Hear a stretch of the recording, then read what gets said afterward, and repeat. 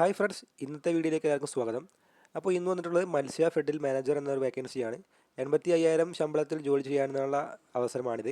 അപ്പോൾ വേഗം അപേക്ഷിക്കാനുള്ള സമയമായിട്ടുണ്ട്. തീർച്ചയായിട്ടും നിങ്ങൾക്ക് ഉപകാരപ്പെടുന്ന വീഡിയോ ആണിത്. നിങ്ങൾ ആദ്യമായിട്ടാണ് ചാനൽ കാണുന്നത്, ചാനൽ സബ്സ്ക്രൈബ് ചെയ്യുക, നിങ്ങളുടെ കൂട്ടുകാർക്ക് ഷെയർ ചെയ്യുക. Let's start the video. തീർച്ചയായിട്ടും നിങ്ങൾ അവസാനത്തിലേക്ക് കാണുവാൻ ശ്രമിക്കുക.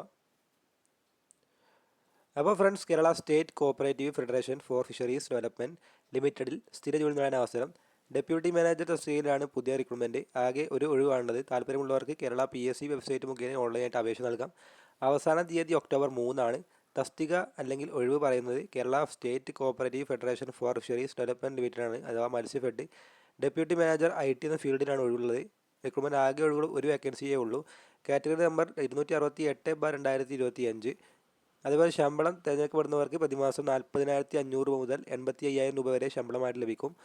18 വയസ്സ് മുതൽ 40 വയസ്സ് വരെയുള്ള പ്രായമുള്ളവർക്ക് അപേക്ഷിക്കാവുന്നതാണ്. അതേപോലെ ഉദ്യോഗാർത്ഥികൾ 2/1/1985 1/1/2007 ഇടയിൽ ജനിച്ചതായിരിക്കണം.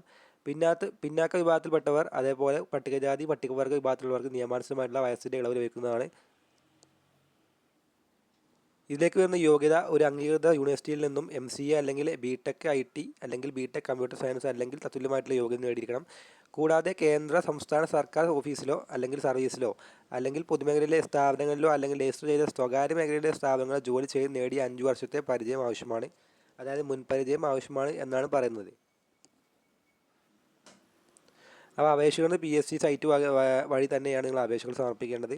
അപ്പോൾ തീർച്ചയായിട്ടും ഉപകാരപ്പെടുന്നത് കരുതുന്നു. അടുത്തൊരു വീഡിയോയുമായിട്ട് വീണ്ടും കാണാം. Good bye.